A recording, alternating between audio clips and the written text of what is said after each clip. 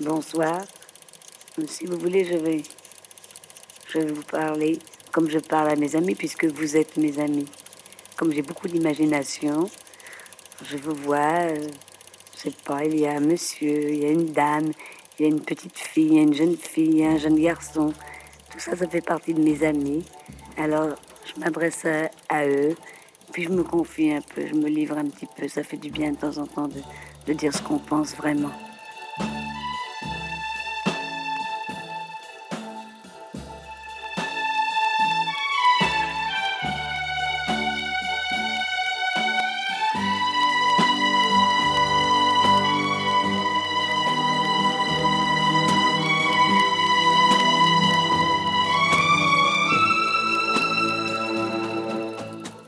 Non, je ne regrette rien. Rien de tout ce qui s'est passé. Parce que ça m'a servi d'expérience pour tout, pour pouvoir exprimer, ressentir tous les sentiments, puisque je suis passée un peu partout, alors je sais ce que je dis. Et quand on est passé tout à fait à côté, enfin de la mort, disons ce mot, puisqu'il n'y en a pas d'autre, quand on est passé à côté, eh bien, on apprécie tout ce que l'on avait et qu'on n'a pas apprécié à l'époque. Et on souhaite qu'une chose, c'est de les avoir à nouveau pour pouvoir en profiter pleinement. Alors, écoutez-moi bien, quoi qu'il arrive, ne regrettez jamais rien. Ni le bien qu'on m'a fait, ni le mal, tout ça m'est bien égal. C'est là où la légende est magnifique et c'est là où elle est un personnage unique dans le monde de la chanson. On ne choisit pas de crier au monde « je ne regrette rien » et de disparaître.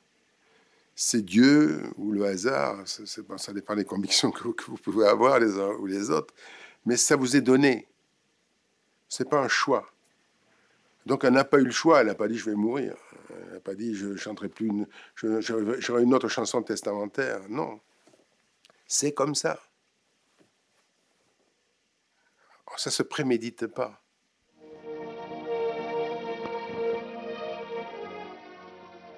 Édith Piaf est morte.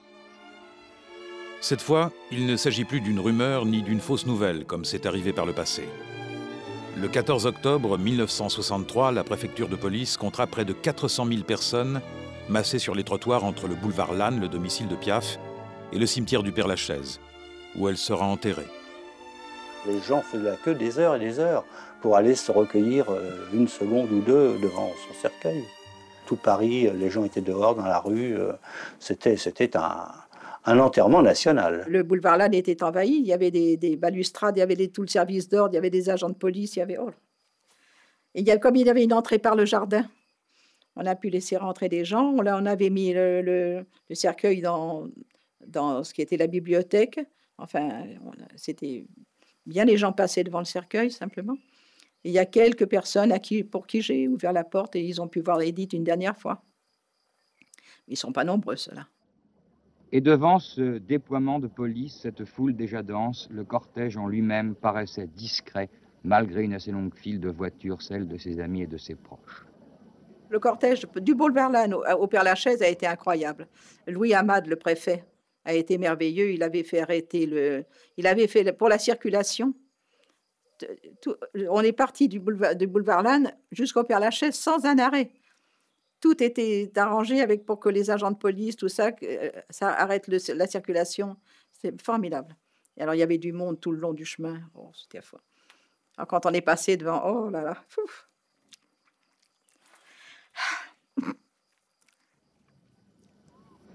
Et la foule se taisait encore, tandis que le cortège se dirigeait à pied vers la sépulture.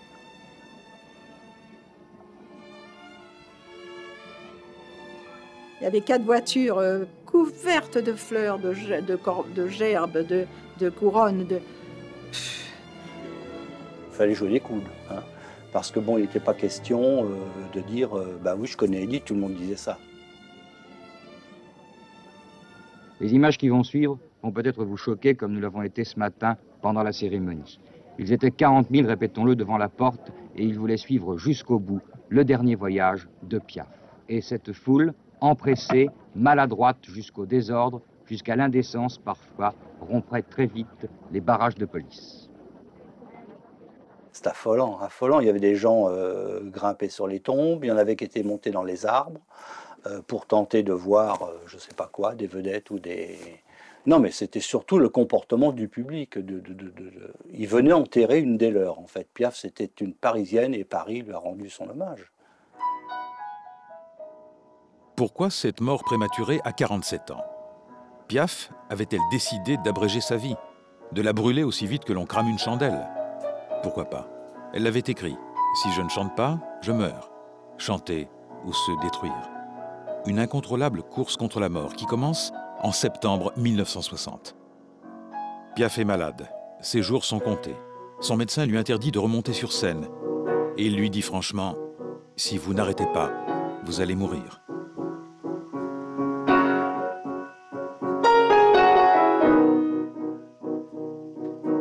À Paris, Charles Dumont compose. Il n'aime pas Édith Piaf. Elle l'a humiliée publiquement. « Juste un petit chansonnier », disait-elle. Mais Piaf, même mourante, reste commercialement une valeur sûre. Si elle prend une chanson, c'est un succès garanti. À cette époque, Dumont n'est pas encore entré dans la cour de Piaf, même s'il ne rêve que d'une chose, être chanté par la diva.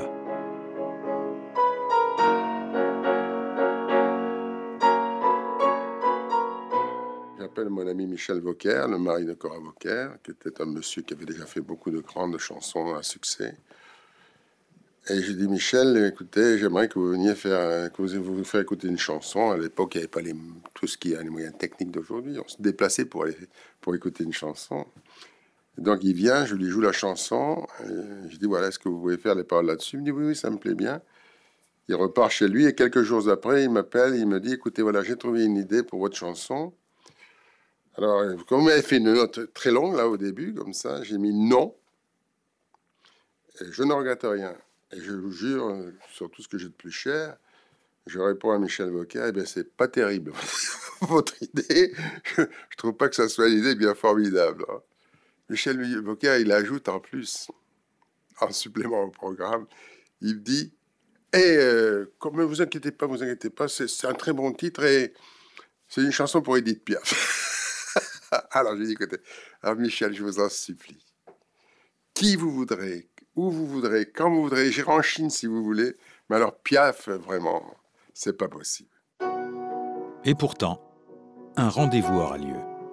Oh, il a été maintes fois repoussé par la reine de la chanson, mais le 5 octobre 1960, Piaf va un peu mieux et accepte enfin d'entendre cette chanson, dont on lui parle depuis plusieurs semaines. La porte s'ouvre, c'était une porte vitrée qui donnait dans le salon. Et elle arrive avec une robe de chambre, bleu pâle, avec des mules roses, à pas menu, coiffée à l'époque, elle avait suivi un traitement qui lui avait fait perdre beaucoup de cheveux, donc avec les cheveux rares. À pas menu, elle vient jusqu'au piano. Elle dit, vous voulez pas me jouer votre chanson? Elle dit à Michel Vauquer, moi, elle ne me parle pas. Alors, on va au piano, et je me mets à jouer. Elle me dit, jouez-moi votre truc. Et je joue mon truc.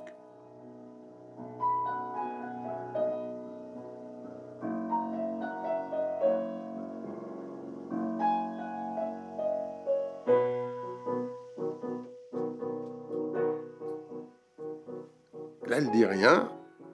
Elle écoute. Je rejoue elle me dit, vous ne pouvez pas me rejouer une seconde fois? Si. Alors, je joue encore plus en colère que la première fois. Parce que vraiment, ça commence à faire beaucoup. Et là, c'est tout à fait extraordinaire. D'abord, elle me dit un mot qui me va droit au cœur. Elle me dit, c'est vraiment vous qui avez écrit ça? Merci, madame. Je dis, oui, c'était vraiment moi. Eh bien, un jeune homme, vous avez fait une chanson qui fera le tour du monde. Avec mes souvenirs, j'ai allumé le feu, mes chagrins, mes plaisirs. Je croyais pas trop. Vous savez, quand le bonheur vous tombe comme ça d'un seul coup. Et d'ailleurs, j'avais bien raison d'être un peu triste, parce que le lendemain, je vais chez un éditeur, et je rencontre un de mes confrères, célèbre, de grand talent. Je lui dis, il me dit, t'as l'air content. Je dis, je suis heureux comme tout, je suis heureux. Piaf vient de me prendre une chanson. Il me dit, t'as pas de chance, pour une fois qu'elle te prend une chanson, elle va plus chanter. Parce qu'on disait qu'elle avait perdu la mémoire, qu'elle avait perdu la voix, et que donc elle ne rechanterait plus.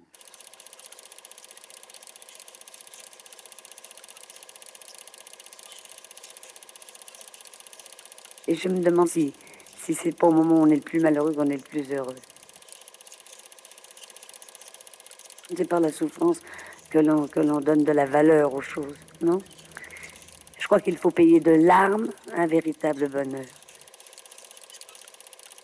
Elle était d'un courage inouï, elle ne savait presque plus marcher et elle voulait faire le tour toute seule du jardin. C'était lamentable au début et puis petit à petit, c'était... Ça, c'est à Richebourg aussi, elle était en convalescence de sa pancréatite, elle était toute marron, toute verdâtre. C'est avant qu'elle trouve la chanson « Non, je ne regrette rien ». C'était juste à ce moment-là. Vous voyez dans quel état elle était. Puis 3 mois après, elle était à l'Olympia. Même pas 3 mois. Ben oui, ça devait être en octobre, ça. Oui, octobre, là, déjà. Et en fin décembre, elle commençait à l'Olympia. La chanson de Dumont, Piaf veut la chanter. Elle lui ressemble tellement. Elle qui vit le jour dans un taudis, élevée dans un bordel, qui a connu tour à tour la gloire et la déchéance.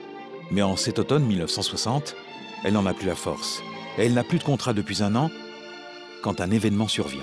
Le bruit court que l'Olympia est en faillite et que son directeur s'apprête à licencier tout son personnel. À la fin du mois d'octobre, au début novembre, Bruno Coquatrix est venu, la suppliant, en disant, écoute, il faut que tu me sauves, l'Olympia, ça va très mal, si tu le fais pas, je suis perdu, tout ça. Elle dit, écoute, tu tombes bien parce que j'ai une chanson que j'ai envie de chanter et je vais revenir à l'Olympia avec cette chanson.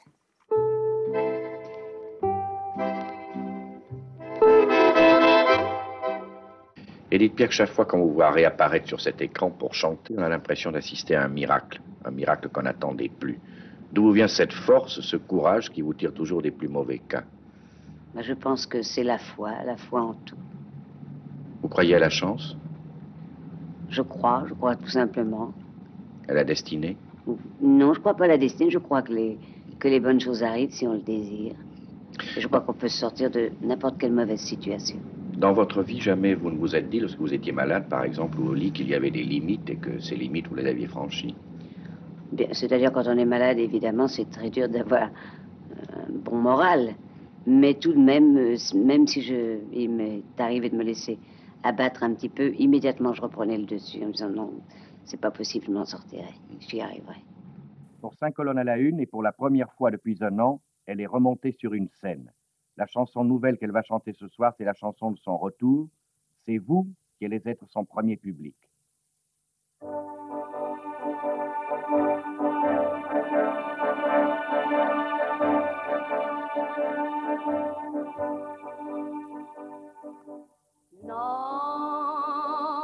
Elle a chanté Je ne regrette rien. Le lendemain, les disquaires, tout ce qu'ils avaient comme disque de Piaf, ont été vendus dans la journée. On a fait tourner les usines la nuit pour réalimenter les magasins. Et là, elle a vendu à l'époque, parce qu'on ne vendait pas autant de disques que maintenant quand même. Mais à l'époque, elle a dû vendre 200 000 ou 300 000 disques dans le mois. Ce qui était, à l'époque, très considérable. Quand on en vendait 25 000, on était une star. La date de la première à l'Olympia est fixée au 29 décembre 1960. Reste 8 semaines pour se préparer. Un défi. Alors Piaf se remet au travail. Une véritable boulimie. Les répétitions sont interminables. Contre l'avis de son médecin et de ses proches. Jusqu'à des 5-6 heures du matin. Donc elle arrive à l'Olympia. Elle n'est quand même pas dans une forme extraordinaire. Elle est, bon... Elle s'est requinquée, elle a fait très attention à tout. Elle avait quand même une force extraordinaire en elle-même. mais pas physique, une force venue d'ailleurs.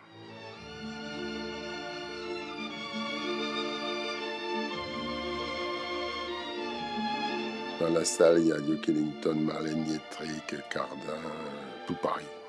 Tous ceux qui ont trouvé une place et qui ont été invités. C'était une salle, il y avait Paul Newman, enfin bref. Il y avait une partie d'Américains, une partie de Français dans ceux qu'il y a de plus célèbres. Et regarde qui viennent ces fleurs. Ça, c'est Michel Morgan qui vient. On s'embrasse Michel Morgan.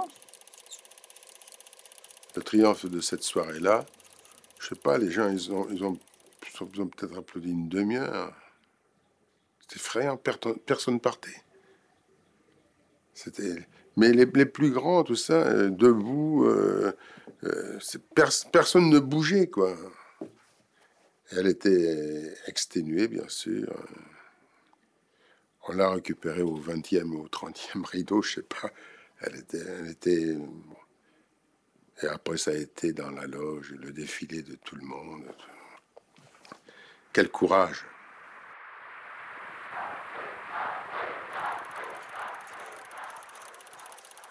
Rien n'est grave au fond, tout recommence. Si ça va très mal, c'est obligé d'aller mieux. Quand ça va très mal, ça ne peut pas aller plus mal. Alors ça va mieux.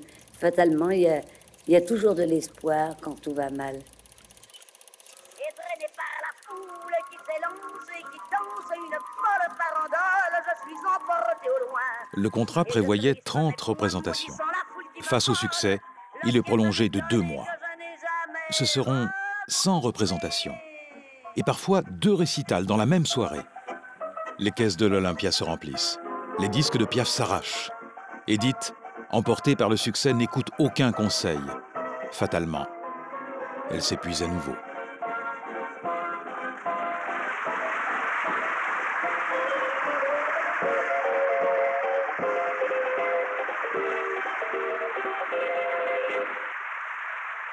Les dernières semaines de passage à l'Olympia, ça l'a épuisé gravement.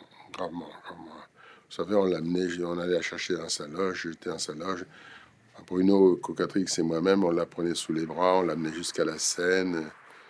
Elle sortait, elle était en transpiration.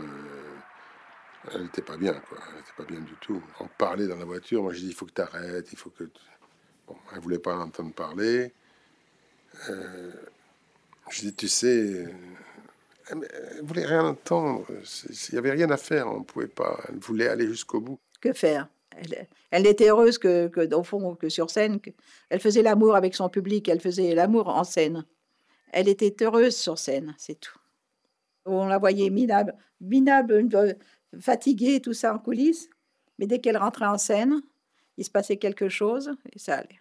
Elle est allée jusqu'au bout. Disons que la dernière semaine, ça a été est-ce qu'elle va chanter ce soir? Est-ce qu'elle aura la force?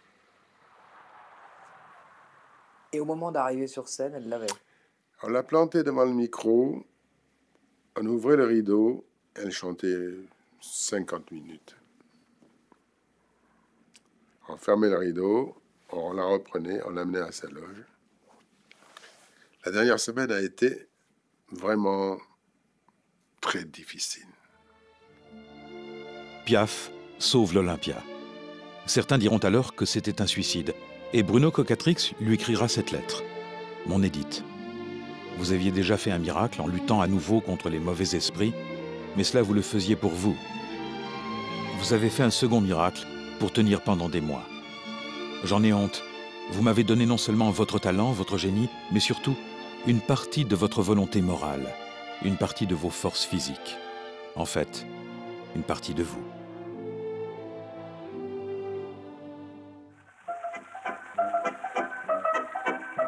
Désormais, les contrats pleuvent de toutes parts. Et Piaf refuse de se reposer, d'arrêter ses tours de chant. Une fois de plus, elle n'en fait qu'à sa tête. Saoulée par le succès, elle enchaîne tournée sur tournée. Une ivresse de la scène qui la tue à petit feu.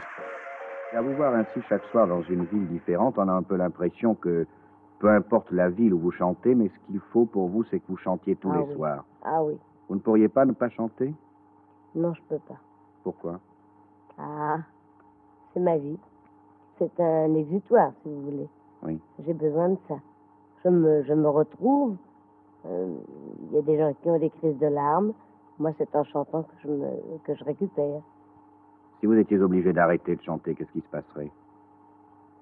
Oh, je vais dire un mot très horrible, très horrible, mais je crois que je me suiciderais. Il y avait de l'autodestruction Elle savait bien qu'elle irait pas loin. Elle savait bien. Elle l'a toujours su. Et puis, je pense pas qu'elle avait envie de vieillir. Vous savez, Brel, qui était pourtant un être extraordinaire, il a écrit une chanson « Vieillir, vieillir, c'est horrible ». Je suis sûr que Brel aussi, il n'était pas... Il aurait vécu un tout petit peu plus, ça aurait été mieux pour tous les gens comme moi qui l'admirent, et comme pour tous les gens qui l'ont aimé. Mais Piaf, pareil, bien sûr qu'on souhaiterait qu'ils vivent. Ces gens-là, ils ne devraient pas mourir. Et comme ils savent qu'ils sont mortels, je pense qu'ils n'ont pas envie de devenir âgés, de ne plus pouvoir chanter. Et pour faire quoi? Ce sont des gens qui sont trop incandescents pour devenir des petites braises, quoi. Elle n'avait pas peur de la mort et... Non, je crois qu'elle l'appréhendait pas tellement. Mais elle n'aurait pas aimé vivre vieille. Non. Non, elle disait qu'il fallait mériter sa mort, mais elle l'avait mérité, elle avait suffisamment vécu. Elle avait vécu 10 vies au lieu d'une, et c'était bien comme ça. J'espère qu'elle a trouvé le repos et qu'elle l'avait bien mérité. Elle a tellement travaillé.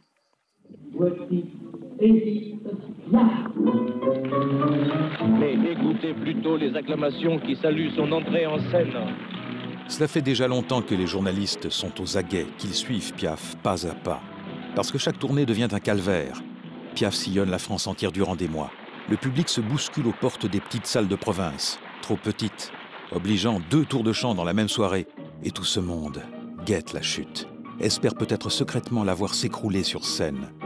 Ce soir, un autre soir.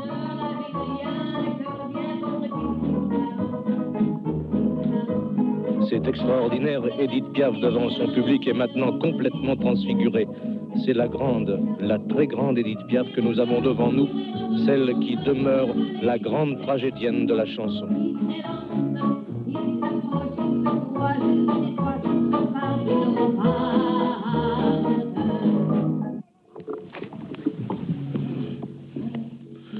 Eh bien, je vous le disais, Édith Piaf est très fatiguée, voyez-vous, lors de sa première chanson. Elle vient justement d'arrêter. On est obligé de lui apporter de l'eau sur scène. Elle paraît avoir un malaise comme un maubeuge. Mais Édith Piaf reprend immédiatement.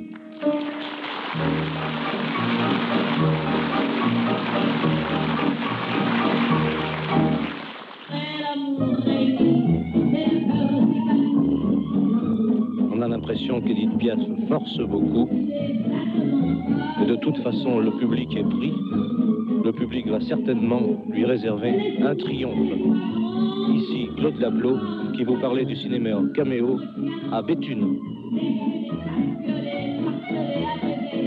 Ça, c'est sur la scène à Dreux, la fameuse tournée qui a mal fini, là, la tournée suicide. Et elle buvait un verre d'eau, là, on était tous catastrophés. Vous voyez la tête que je fais, moi, on était tous très inquiets et le fêtait. Elle était à bout de force, elle n'en pouvait plus. Elle n'en pouvait plus, là, elle était vraiment malade. Elle est rentrée à la clinique aussitôt. Ah, ça c'est à Dreux. Édith, très fatiguée, on lui recommande de ne pas aller faire son tour de chant, parce qu'elle elle s'accrochait au piano, elle en pouvait très fatiguée.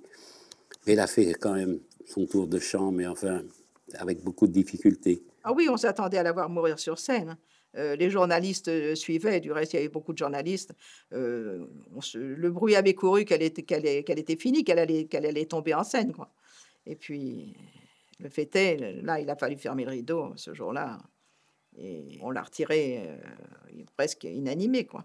Et oui, là, on voit bien à son visage, elle n'en peut plus, la pauvre. Mais elle a tenu, elle a voulu absolument aller chanter. Elle avait tellement de volonté en elle, tellement de force de caractère. On a essayé de la raisonner, de s'arrêter, mais elle voulait quand même aller jusqu'au bout de ses forces. Ah oui. Elle était incroyable.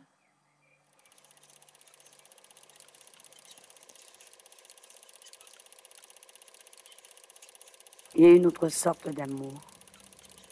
L'amour qui vous sépare qu'on ne retrouvera jamais. C'est-à-dire quand l'être disparaît.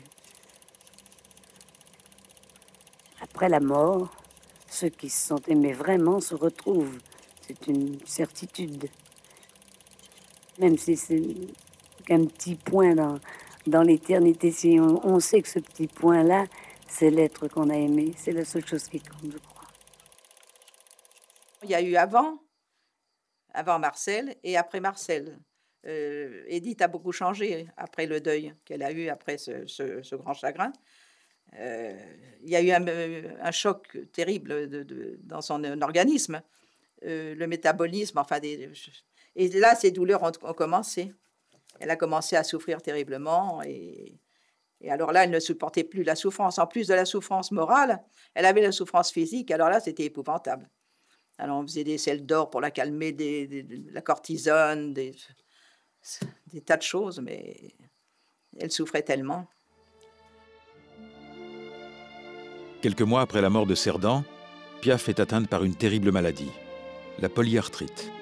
Un mal qui va tordre son corps, déformer ses pieds, ses mains et son visage. Pour ne plus souffrir et continuer à chanter, Edith se gave de médicaments. Elle double, triple parfois les doses prescrites. Alors la rumeur se propage vite. On raconte que Piaf se drogue. Elle dormait avec des produits, avec des Hyménoctals, des Enoctals, je sais pas. Quand ça suffisait pas, le docteur venait lui faire une piqûre intraveineuse, encore du même produit, quand les pilules ne suffisaient pas. Alors elle arrivait à dormir, mais alors le lendemain matin, enfin le lendemain à midi, ou selon, si elle avait un enregistrement, elle faisait un disque ou quoi, il fallait bien qu'elle se réveille. Alors là, c'était le Maxiton. Mais elle en prenait aussi de quoi, mais il fallait qu'elle ait un cœur formidable. On dit que vous ne dormez pas non plus, ou très peu. Ah, ça. Non, j'étais. Il m'est arrivé une chose stupide. J'étais intoxiquée par des barbituriques. Oui. Alors enfin, en ce moment, je suis en train de les éliminer. Oui. Je ne le fais pas d'un seul coup. Et je pense que c'est ça qui a été la cause de certains troubles, si je puis dire. En tout cas, pas sur la scène.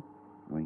Mais pour voyager, dans la vie, quand je me réveille, une sorte de fatigue, un manque de mémoire, mais jamais sur la scène. Combien vous avez bu de café déjà aujourd'hui? Pas tellement, 2. C'est peu pour vous. Oui, pour me réveiller, oui.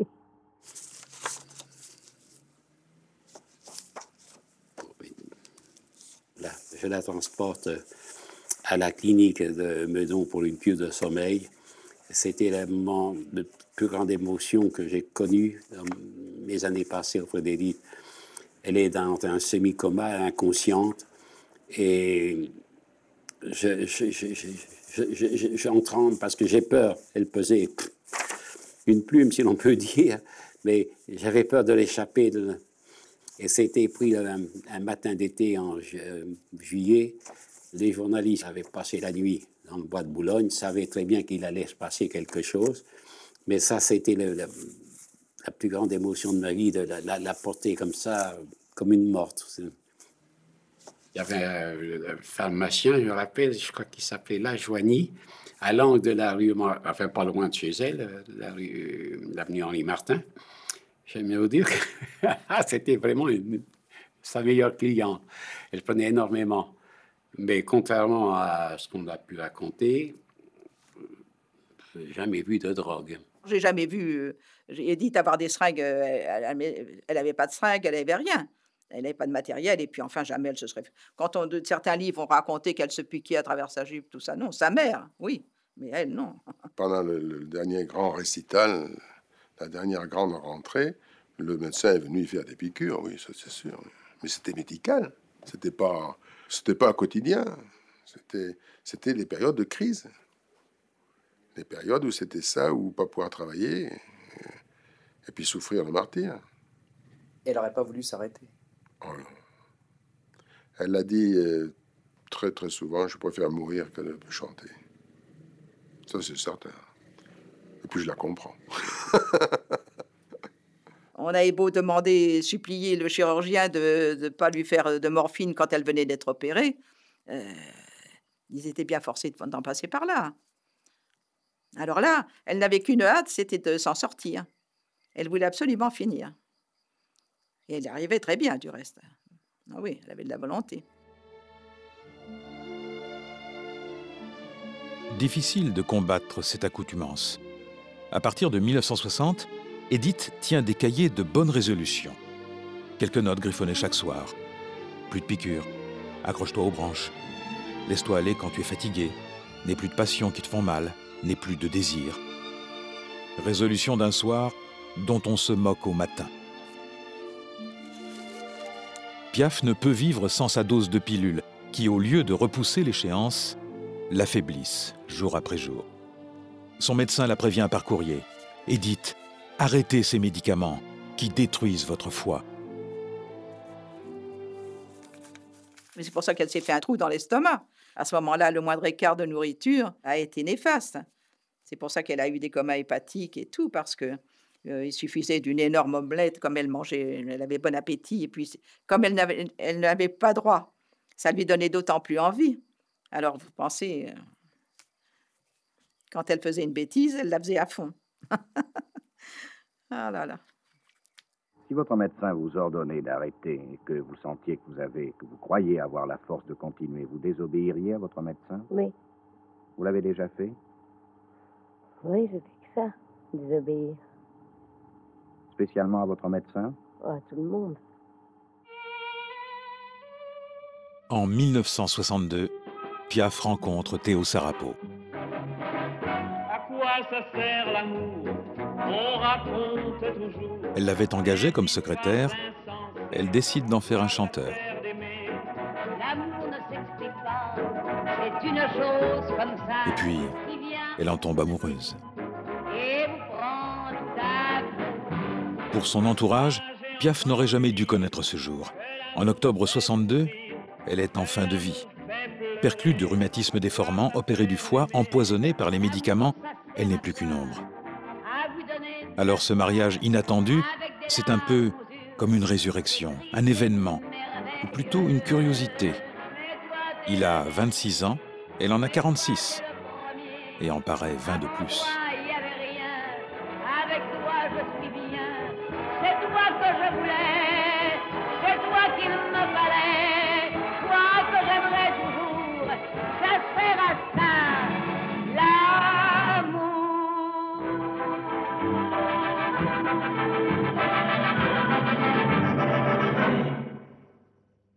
Toute sa vie, elle a vécu avec un idéal qui ressemble à Théo Sarapo. Et elle l'a trouvé avant de mourir. Il avait rien de ce qu'elle avait, elle avait rien de ce qu'il avait. Et elle avait tout ce qu'il pouvait lui donner, et il avait tout ce qu'il pouvait lui donner. C'est une histoire formidable. C'est une rencontre au sommet. Et d'ailleurs, le public s'y est pas trompé. Le public n'a jamais été choqué de voir Madame Edith Piaf fatiguée, épuisée, se marier avec un jeune et faible. Hein? Oui, regarde-moi, à chaque fois j'y crois, et j'y croirai toujours, ça sert à ça, l'amour. Et le matin, vous ne pouvez pas la réveiller brusquement. Alors je la réveillais doucement. Quand je sentais qu'elle émergeait, j'allais ouvrir les rideaux. Mais alors, il ne fallait pas parler. Tant qu'elle ne parlait pas, elle, il fallait se taire. Et puis, alors quand elle me disait bonjour, comment vas-tu, tout ça. Alors là, bon, ça. Alors elle me disait, alors je lui dis, vous allez vous marier aujourd'hui? Oh, elle me dit non, j'y vais pas. Non, on va tout annuler. Je vais être ridicule. Vu la différence d'âge, qu'est-ce qu'on va... Oh non, je veux pas. Enfin, elle voulait plus se marier. Alors, après tout le travail que j'avais eu, je lui ai dit, mais on peut pas faire ça. Et puis tous les journalistes sont prévenus, l'Église orthodoxe qui est toute... Enfin, tout était fait, tout était préparé, tout était... le maire du 16e, tout ça. Oh là là, j'avais vu tout ce monde. Enfin, tout était prêt. Alors, au bout d'un moment, quand même, elle s'est décidée. Oui, évidemment. Elle a réalisé que, en effet, c'était pas possible d'annuler. C'est pas possible. Elle avait du mal à écrire et c'était long pour elle, c'était terrible. Ça n'en finissait pas d'écrire ce nom. La pauvre.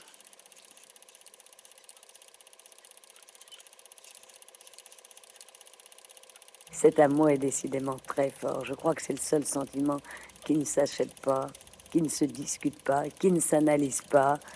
Il est là, il existe et il faut bien l'admettre. Il n'y aurait pas eu Théo, je pense qu'elle n'aurait pas arrêté, mais elle se serait laissée mourir plus vite encore. Je crois que lui a donné un petit sursaut. Si vous voulez, ce qui a donné à Edith un petit sursaut, c'est pas des chansons, je pense que c'est cette histoire fabuleuse, ce mariage. Elle s'est mariée. C'est fantastique. 1 an et 1 jour. Après, elle est décédée. C'est peut-être mieux ainsi. Pourquoi? Bon, si elle avait vécu diminuée comme elle était, avec les douleurs qu'elle avait, et sans avoir la force de chanter, sans en avoir à ce moment-là, en plus, venait la mode des yéyés.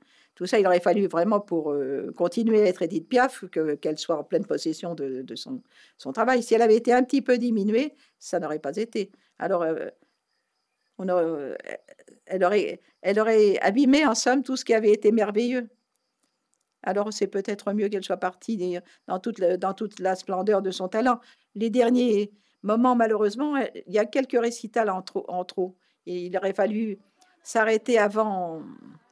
Ça nous fendait le cœur. On sentait que quelque chose n'allait plus, quoi.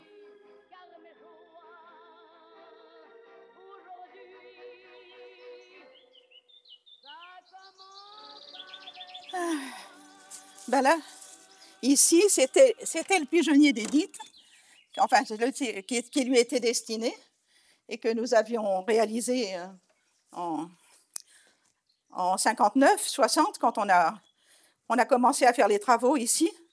Et nous espérions qu'elle en profiterait.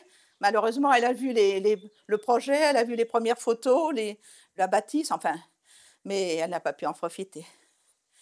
Nous savions qu'elle en aurait besoin un jour, hein, étant donné qu'elle n'avait rien à elle. Elle n'avait pas de maison de campagne, elle n'avait pas... le boulevard Lannes était loué. Et, mon Dieu, vu son état de santé, nous avions peur qu'elle soit forcée de s'arrêter de chanter, enfin, en tout cas, quelque temps. Alors, entre Loulou Barillet, qui avait une maison près de Bergerac, et nous, elle aurait toujours trouvé une maison accueillante. Hein, et nous aurions continué à vivre ensemble comme nous vivions à l'étranger, en famille, en somme. Elle aurait été bien ici. Juillet 1963, Piaf est à nouveau malade. Une pneumonie contractée lors de son dernier récital. Elle se soigne à Saint-Jean-Cap-Ferrat. Une tournée est prévue pour l'automne, en Amérique. Elle est heureuse. Et à l'idée de rechanter bientôt, elle reprend goût à la vie. Elle était très bien. Enfin, très bien. Comme une convalescente, mais c'était... Elle repartait comme en 14, comme encore une fois. Elle avait retrouvé une voix extraordinaire parce qu'elle avait été soignée... par des docteurs qui lui avaient fait des massages. Vous savez, comme on fait aux enfants contre la bronchiolite, tout ça. Elle avait retrouvé... quand elle chantait, elle répétait « Hymne à l'amour », on l'entendait, il y avait un grand parc, pourtant c'était immense. On l'entendait sur la route nationale. C'est formidable. Là, on y croyait vraiment. Et puis, ça s'est dégradé d'un seul coup. Edith replonge dans ses excès. Trop de médicaments, trop d'invités, trop de soirées, trop de tout, comme une overdose. Certains soirs, on comptait à Saint-Jean-Cap-Ferrat jusqu'à 145 ouverts. Trop de mauvais conseils. Allez, venez, Edith, vous asseoir à notre table. Elle a fait une rechute par des excès de nourriture. des choses qu'elle ne devait pas manger et qu'elle a mangé quand même. Il y avait tellement d'invités, on ne pouvait pas la surveiller, on ne pouvait rien dire. C'était elle la maîtresse. Alors, son infirmière était furieuse, se fâchait. Moi, j'étais pas contente, tout ça. Mais enfin, qu'est-ce que vous voulez qu'on fasse? Vous ne pouvez pas lui interdire, c'était elle la patronne. Hein. Et oui. Et malheureusement, elle a eu un coma hépatique et elle est partie de nouveau en clinique à la Boca, à Cannes. Piaf dans le coma. La tournée américaine est annulée. Les visiteurs se font plus rares, comme l'argent, qui a filé à toute vitesse. Au début du mois d'août 63, Daniel, l'impresario Louis Barrier et Théo Sarapo quittent Saint-Jean-Cap-Ferrat pour une maison plus isolée, sur les hauteurs de Grasse. Elle ne lisait même plus, elle n'avait pas le courage de lire, non. Elle avait une vie un peu végétative les derniers jours, elle réfléchissait, elle était dans ses pensées, on ne la dérangeait pas, on la laissait penser, réfléchir.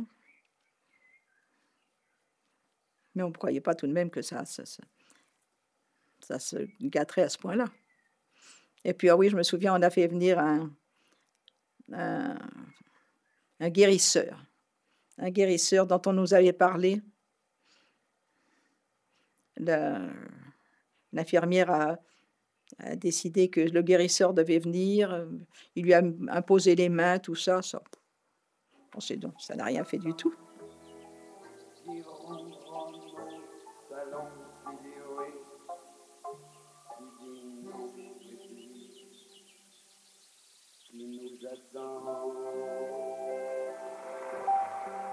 Elle écoutait des disques de Brel.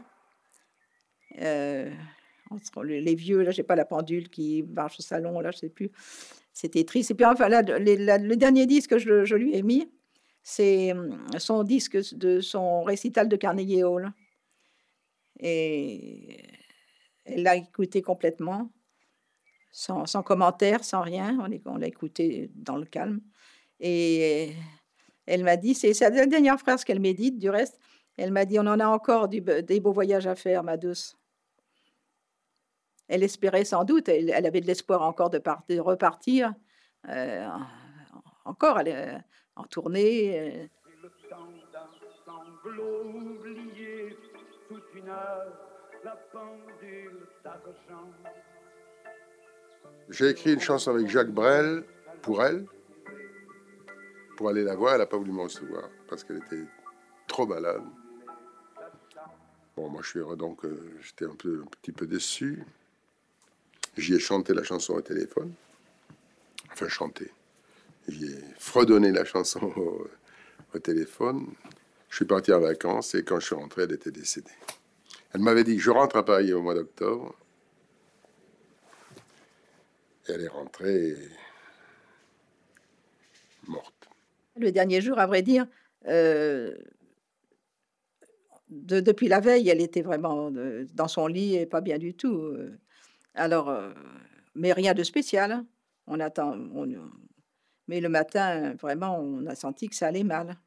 Alors là, l'infirmière s'est affolée un peu et elle m'a demandé de me débrouiller pour avoir un remède, pour lui faire une perfusion, parce qu'elle se déshydratait. Et elle lui a posé cette perfusion, mais ça n'a rien donné, ça n'a rien empêché. Moi, j'ai aussitôt téléphoné à Loulou, évidemment, à Paris, parce que pour qu'il prévienne Théo, qui tournait. Je lui ai dit, ça va très mal, elle est certainement sur le point de partir. Alors, ils m'ont dit, Loulou m'a dit, je préviens Théo, ne vous inquiétez pas, on arrive cet après-midi. Mais ils pensaient la trouver encore en vie, je suppose. Et puis, il devait être 1h moins le quart, je ne sais plus exactement l'heure, dans ces eaux-là. On a vu que c'était fini, quoi. Et puis voilà, et puis elle est partie. Je suis allée la voir, je sentais que c'était la fin. Mais c'était vraiment un souffle, elle n'a pas eu de mouvement, de douleur, de choses comme ça. Non, elle est partie comme si elle dormait, si vous voulez. Théo Sarapo, Louis Barrier et Daniel Bonnel prennent alors une étrange décision. Ne pas faire de communiqué. Taire la mort d'Édith. Quelques heures. Le temps de ramener secrètement son corps à Paris. Ce 10 octobre 1963, Édith Piaf quitte discrètement, presque clandestinement, le sud de la France.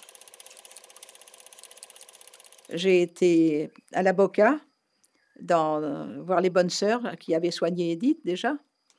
Et je leur ai dit, voilà ce qui se passe, elle est décédée, mais il ne faut pas que ça se sache. Il faut qu'on la ramène à Paris. Alors je me suis débrouillée pour avoir une ambulance. Les bonnes sœurs ont été très très bien. Elles m'ont dit, n'ayez pas peur, je vous envoie des gens sûrs qui ne diront rien. On a préparé Édith, quoi. L'ambulance est arrivée vers les 8 heures, et alors ils sont partis pour Paris, quoi. Une traversée de la France dans l'illégalité. On va même jusqu'à placer sur Édith une fausse perfusion. Il y avait l'infirmière et Théo dans l'ambulance. Si l'ambulance avait été arrêtée en route, on aurait dit qu'elle venait de décéder pendant le transport. Il fallait qu'elle meure à Paris, Édith. C'était pas possible. C'était son désir, du reste, le plus absolu. Dans la nuit, on réveille le médecin d'Édith. Il accepte de signer un faux certificat de décès. Officiellement, Piaf est déclarée morte à 8 h du matin, le 11 octobre 1963, à Paris. À Paris, il fallait recevoir tout le monde. Tino Rossi m'a parlé un long moment dans le salon, là, tout ça. Tous les amis qui arrivaient, qui voulaient encore la voir. Ceux qu'on pouvait laisser rentrer dans la chambre, ceux qu'on ne pouvait pas laisser rentrer. Et puis il y a eu les embaumeurs, elle a été embaumée, Édith. Les embaumeurs qui sont venus pour 2 Américains. Théo l'a maquillée, l'a coiffée, comme il le faisait toujours. Elle était mignonne. On lui avait mis une robe de scène. Ce 11 octobre 1963 restera gravé dans les mémoires. Car à peine vient-on d'annoncer la mort d'Édith Piaf que l'on apprend celle de Jean Cocteau. Une étrange coïncidence. 2 amis, Piaf et Cocteau, qui s'admiraient l'un l'autre.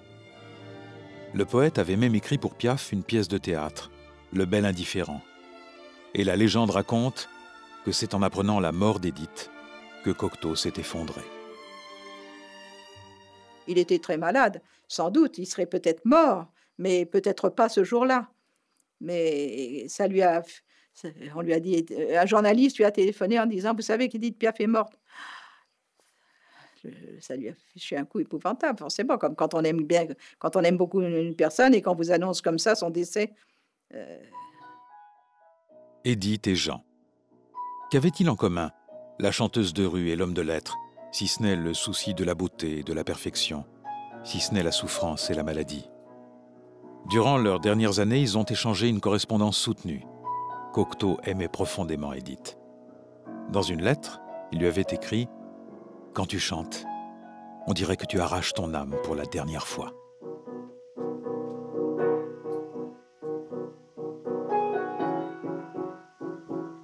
Ainsi, Piaf a vécu. Comme si chaque jour de sa vie était le dernier.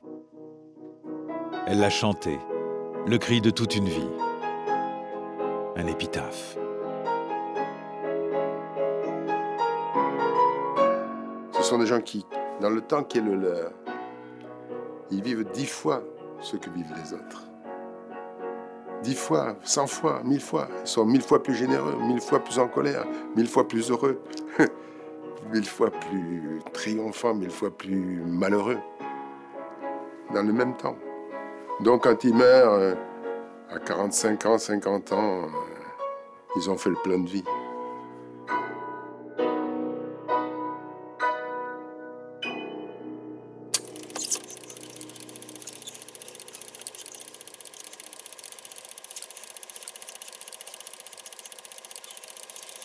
Et je ne regrette rien pour 1000 raisons, parce que maintenant, je me dis que tout sert à quelque chose, qu'il y a une raison et qu'il faut passer par où l'on passe pour faire quelque chose d'important, enfin, ce que j'estime, moi, d'important dans ma vie. Non, rien de rien. Non, je ne regrette rien. Ni le bien